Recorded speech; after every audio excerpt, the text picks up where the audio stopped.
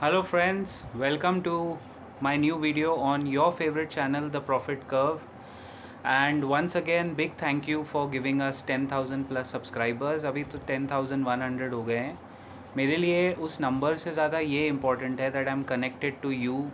Everybody watching this is a genuine person, salaried, looking to make money for themselves, and by training programs I can, or by training method I can just reach out to so many people. It gives me a sense of accomplishment, it gives me a sense of giving back to society. और बहुत जल्द मैं एक दो video share करूँगा कि इस channel के माध्यम से आप लोगों के सपोर्ट से हम लोग कितने सारे बिलो पावर्टी लाइन लोगों को हेल्प कर पाए हैं. I have been able to contribute and donate to a lot of people who are self employed but below the poverty line. तो वो सब इसीलिए हो पाता है कि ये पूरा जीवन चक्र है ना. It's if you have got something from the universe, you have to give it back to the universe with positive energy. That is good karma after all. Anyway, ज्ञान की बातें तो बहुत होती रहती है, बट गाइज अभी बहुत सारे लोगों के मन में एक सवाल उठ रहा है, स्पेशली बिकॉज इलेक्शन के रिज़ल्ट्स आ रहे हैं एंड स्टेट इलेक्शन के रिज़ल्ट्स आए हैं. So let me give you a broad perspective of how governments and election results impact FII and equity market strategy. एक फ़ाइनल वीडियो इस सीरीज़ पे बनाना ज़रूरी था, तो मैंने सोचा कि यार थोड़ा आराम से बैठ के आप लोगों के साथ बात की जाए और वीडियो बनाया जाए. Live session also will keep very soon, but फ़िलहाल what I want to share with you is a general perspective. देखिए how markets are pricing in 2024. The markets have already reached new lifetime high. It has happened in the first week of December 2023. We are technically 6 months away from the general elections.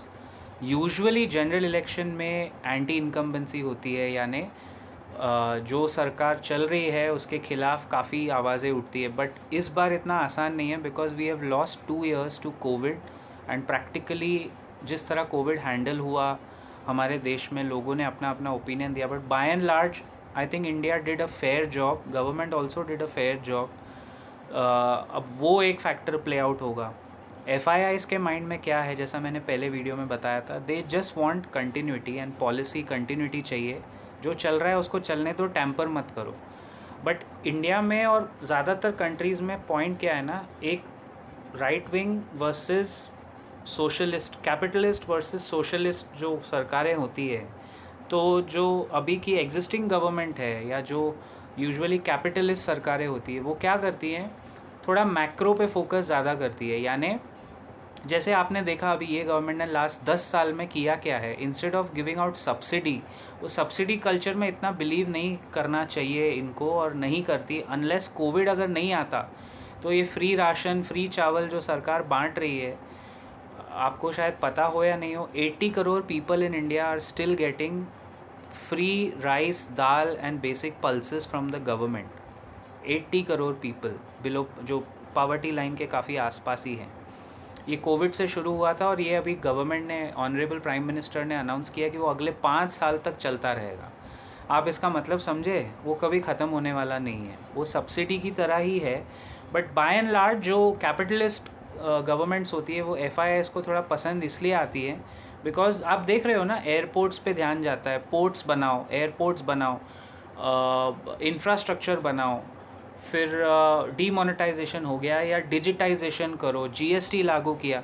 ये सब जो macro चीज़ें ये लोग करते हैं, उससे क्या होता है, एम्प्लॉयमेंट बहुत जनरेट होती है. ग्रास रूट लेवल से एक गाँव का आदमी भी शहर में आके काम करता है कि वहाँ नया एयरपोर्ट बन रहा है, लोगों की ज़रूरत है, let's go and work over there. तो इस तरह पब्लिक के पास पैसा लाने के लिए कैपिटलिस्ट फोर्सेस काम करते हैं. जो दूसरा ऑपोजिशन है हमारा, उसमें कोई ख़राब या ये अच्छे या बुरे की बात नहीं है, बट उनका ideology, this is a fight of ideology. उनका आइडियोलॉजी क्या है, फ्री बीज बांटो, फोकट में ये बांटो, लैपटॉप दे दो, भाई 2 व्हीलर बांट दिया. और अभी हमारे वोटर भी ट्रांजैक्शनल हो गए. जैसे मैं एक न्यूज़ मीडिया हाउस में भी पढ़ रहा था, वो काफ़ी सच बात है. हमारा वोटर भी अभी वोट ये देख के दे रहा है, जो आपने कर्नाटका के स्टेट इलेक्शन में देखा कि तुम क्या देगा मुझे, तुम क्या देने वाला है, तू क्या देने वाला है, what can I get, what's in for me, what is in for me. That's how the voter is treating the state election. लेकिन नेशनल इलेक्शन में नैरेटिव थोड़ा बदल जाता है. अभी नेशनल इलेक्शन में 6 महीने बचे हैं और आप किसी भी पॉलिटिकल पंडित से पूछिए तो 6 months is a very big time in politics. Politics में 6 महीना बहुत बड़ा टाइम होता है और 6 महीने में बहुत कुछ हो सकता है। इनफैक्ट अक्सर नेशनल इलेक्शन के पहले ये होगा कि जैन फेब मार्च में कुछ पॉलिसीज़ आएंगी, इन्फ्लेशन कंट्रोल में आएगा, शायद पेट्रोल का भाव ये लोग नीचे कर दे, पेट्रोल डीजल का जो कभी हुआ नहीं है शायद उनको करना पड़े कुछ टाइम के लिए। देन राशन पे तो पैसे ही सब्सिडी हो रही है जो एक्चुअली मुझे लगता है कभी ना कभी बंद होनी चाहिए बिकॉज वो बहुत सरकार अपने सर पे ले रही है। बट ठीक है, गवर्नमेंट फिस्कल लेवल पे मैनेज कर रही है तो कर रही है। फिर बजट में कुछ आनाकानी नहीं करना चाहिए। Tax, basically tax policies government की कैसी हैं वो सब फैक्टर देख के एफआईआई अपना मन बनाएंगे। लेकिन गाइज ये तो पॉलिटिक्स की बात हो गई और एफआईआई की बात हो गई at a macro level, broad level. Free बीज बांटना दूसरी पार्टी का काम है, वो फोकट में दे के सब्सिडी दे के वो गरीब के झोले में पैसा डालते हैं ऑपोजिशन। और जो अभी फ़िलहाल रूलिंग वाले उनका शुरू से, जब वाजपेयी जी की गवर्नमेंट भी होती थी, अटल बिहारी वाजपेयी की जब सरकारें थी, वो भी काम होता था मैक्रो पे कि एम्प्लॉयमेंट जनरेट करो और गरीबों को पैसा अपने आप कमाने का मौका दो, रादर दैन कि इसको 1000 रुपये दे दो, 2000 रुपये फोकट में दे दो। अब मध्य प्रदेश में हुआ क्या, अब मध्य प्रदेश का एक एग्जांपल लेता हूँ। ये लाडली बहना, लाडली योजना जो है उनका, अल्टीमेटली कैपिटलिस्ट गवर्नमेंट को भी फ्रीबीज बांटने पे आना पड़ा बिकॉज़ ये काम जो दिल्ली की सरकारों ने शुरू किया फोकट में बांटने का, वो कर्नाटक में बहुत सक्सेसफुली हो गया। वो काम अभी हमारे रूलिंग पार्टी को भी अल्टीमेटली करना ही पड़ रहा है क्योंकि वो नहीं करेंगे तो वो ख़राब दिखेंगे। भाई जब बिक रहा है माल, इस तरह से बिक रहे हैं चीज़ें, तो वो उनको भी करना ही पड़ेगा ना। एफआईआईज़ को डर या मार्केट को डर इस बात का लग रहा है कि ज़्यादा फ्रीबीज बांटने के चक्कर में कहीं सरकार अपना मेन जो मुद्दा है उससे भटक ना जाए, पॉलिसी फ्रेमवर्क पे चेंजेस नहीं आए। ये हो गई पॉलिटिक्स की बात।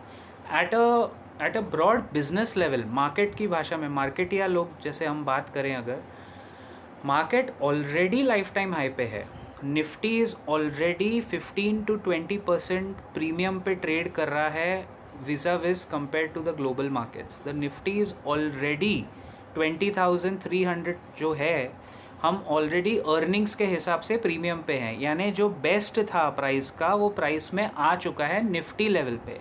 स्टॉक स्पेसिफिक लेवल पे शायद नहीं आया, जैसे फाइन ऑर्गेनिक्स है वो अपने फेयर वैल्यू के काफ़ी नीचे है, HDFC बैंक फेयर वैल्यू के काफ़ी नीचे है, रिलायंस खुद अपने अच्छे खासे वैल्यू के नीचे है।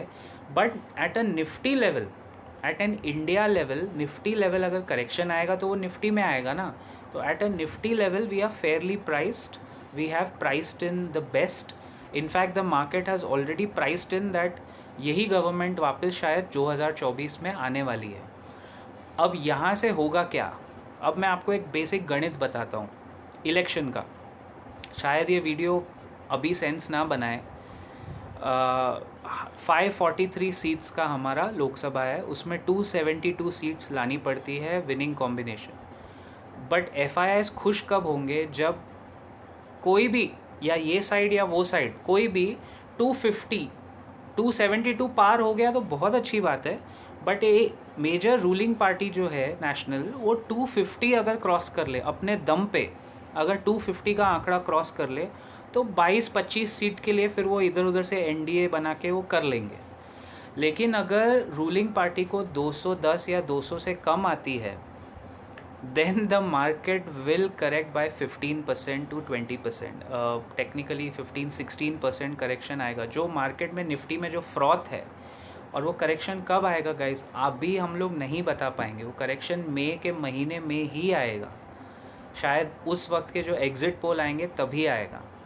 कोई नहीं, क्लोज कॉन्टेस्ट में कोई गेस करना, this is never gonna be guess work. ये गेस वर्क का काम नहीं है, ये प्रोबेबिलिस्टिक एक्टिविटी है। जैसे गौतम बैद बहुत अच्छा बोलते हैं, इट्स अ प्रोबेबिलिटी। अगर ये हुआ तो मेरा पोर्टफोलियो सेफ़ है कि नहीं, अगर ये हुआ तो मेरा पोर्टफोलियो क्या बोलता है। आपको डिसीजन वैसे लेना है, क्योंकि एक बात तो पक्की है, निफ्टी यहाँ से मैक्सिमम कितना ऊपर जाएगा, 21,000। इन the best case scenario Nifty will touch 21,000। उसके बाद तो भाई अगर कुछ होगा तो वो करेक्शन ही होगा ना। मार्केट को आपने वन वे स्ट्रीट थोड़ी समझा है। करेक्शन क्यों होगा? क्योंकि अर्निंग्स अगर बढ़ेगी तो मार्केट बढ़ेगा। अर्निंग्स से ज़्यादा मार्केट बढ़ जाता है तभी करेक्शन आता है ना। प्राइस टू अर्निंग्स का पूरा खेल है ये। तो अर्निंग, कॉर्पोरेट अर्निंग्स के साथ साथ मार्केट डिस्काउंट करेगा। ये सब चीज़ें, पॉलिटिक्स और ये सब जो एक्स्ट्रा एक्सटर्नल फैक्टर्स है वो डिस्काउंट इसी तरह होंगे, राइट।